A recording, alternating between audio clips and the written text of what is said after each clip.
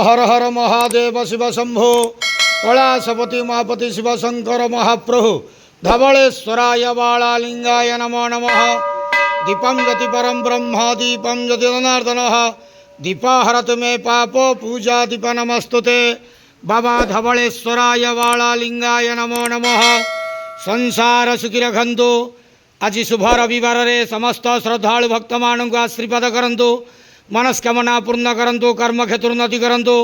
ग्रहरिष्ठ खंडन करंतु। जगतर मंगल करंतु। विश्वर कल्याण करंतु।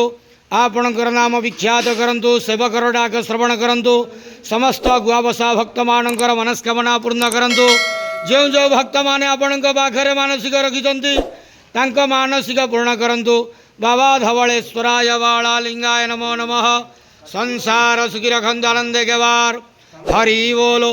आज शुभ रविवार रे समस्त श्रद्धालु भक्त मानू आशीर्वाद करंतु आनंदे के बार हरि बोलो।